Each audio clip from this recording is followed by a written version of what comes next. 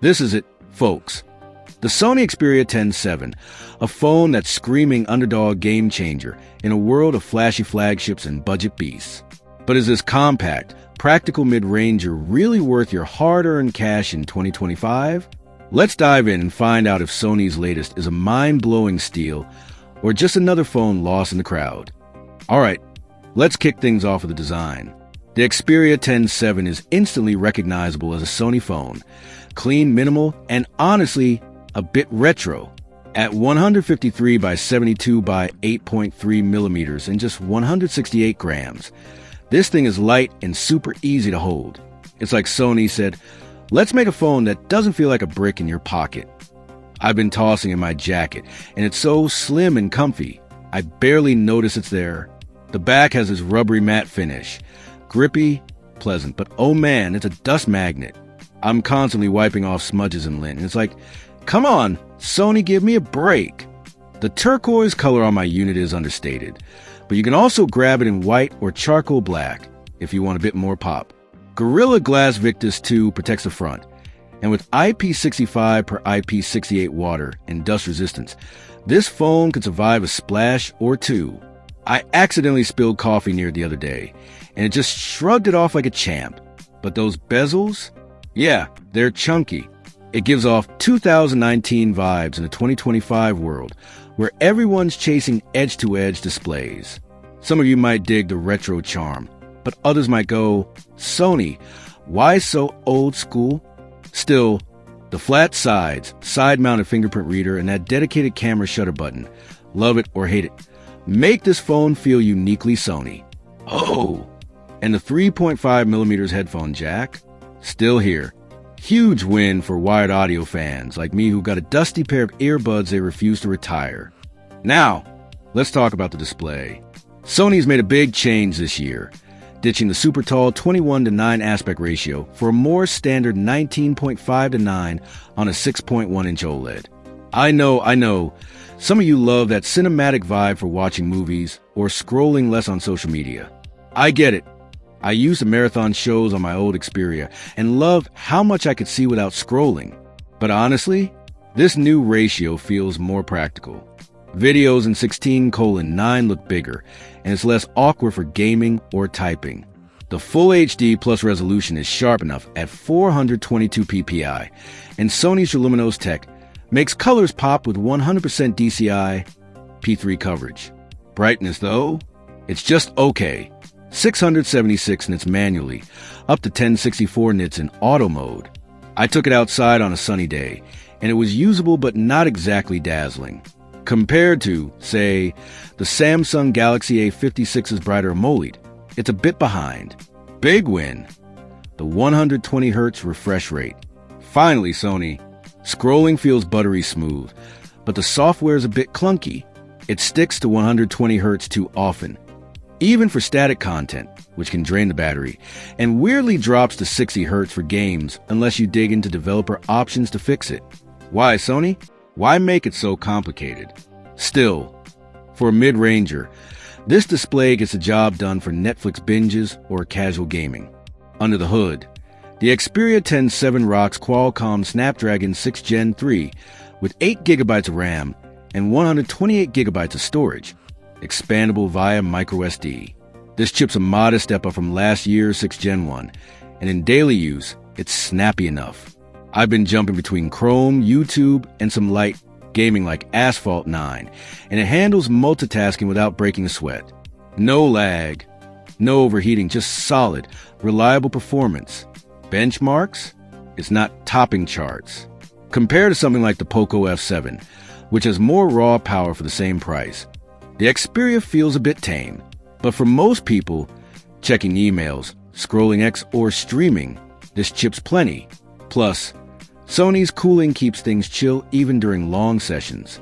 I played a few rounds of Genshin Impact, and the phone barely got warm. Not bad for a mid-ranger. All right, cameras.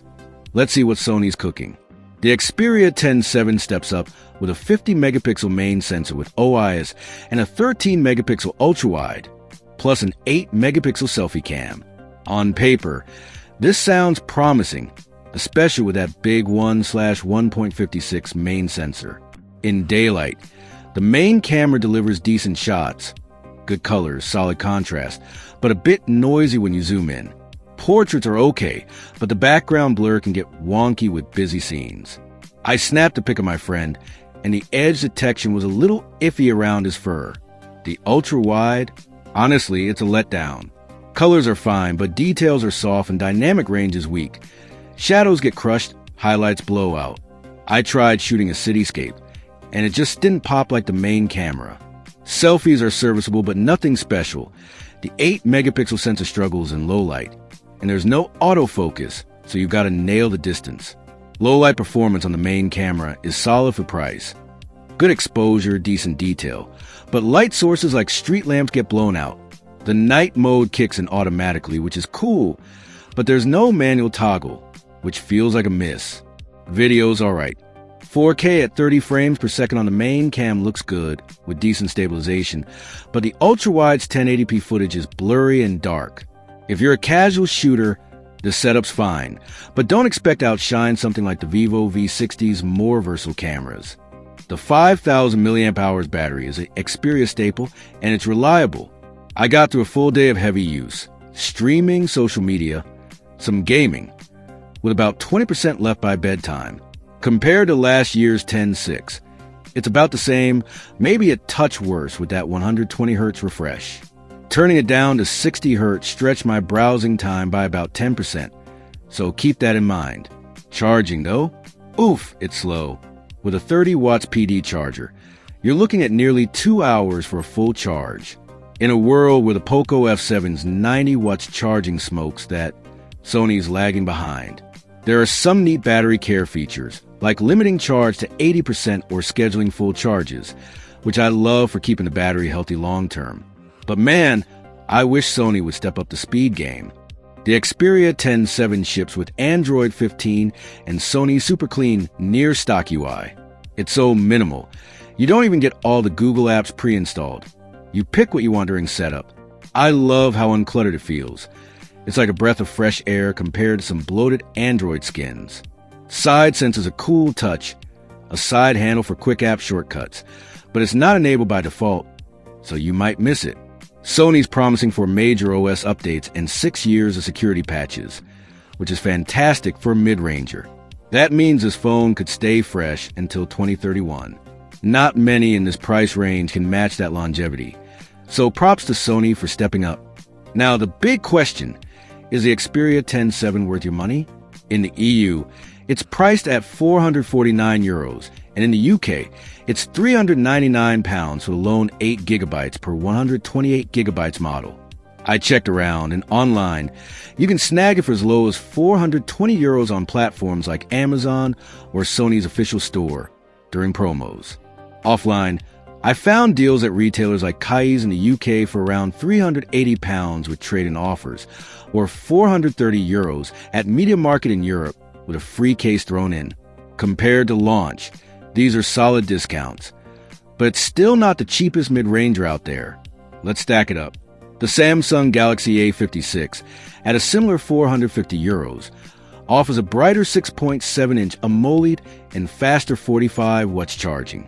The Poco F7, around €400, brings a beefier battery and 90 watts charging, plus more gaming grunt. The Honor 400, also in the €450 range, has a bigger, brighter screen and speedier 66 watts charging. The Xperia fights back with its compact size, IP68 rating, microSD slot, headphone jack, and front-facing stereo speakers. Features you won't always find together elsewhere. If you value portability and Sony's practical vibe, those deals make it tempting. But if you want a flashier screen or faster charging, you might look elsewhere unless the price drops further. So, should you buy the Sony Xperia 10.7? It's a solid, no-nonsense mid-ranger that nails the basics. Compact, durable, great software support, and those sweet extras like the headphone jack and microSD slot. I love how it feels in hand, and the clean Android experience is a joy. But the dated bezels, sluggish charging, and underwhelming ultra-wide camera hold it back. At €449 or £399, it's a tough sell when rivals like the Poco F7 or Vivo V60 offer more bang for your buck. If you're a Sony fan or need a small, rugged phone with unique features, hunt for a deal around €420 or £380. It's a better value there. Otherwise, there are flashier options in 2025 that might steal your heart. What do you think? Does the Xperia 10.7's practical charm win you over, or are you eyeing something else? Drop your thoughts in the comments. Hit that like button if this helped, and subscribe for more tech reviews. Catch you in the next one.